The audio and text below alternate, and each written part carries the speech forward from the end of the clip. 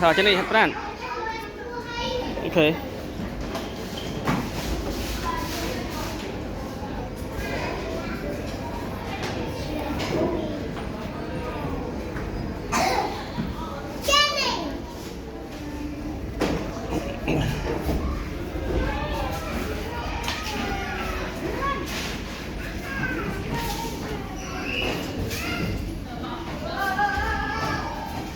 Đình nắng các ba này còn nắng ấy thì lìa nắng ấy cho mấy lên đi quá đình nắng các ba thì lìa lột lọt lọt đi lọt bà yes baby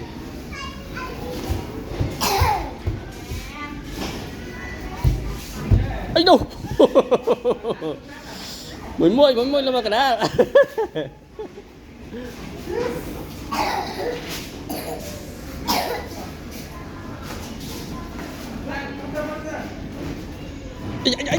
hai trường vậy đó lột vào cái đá còn ăn xuống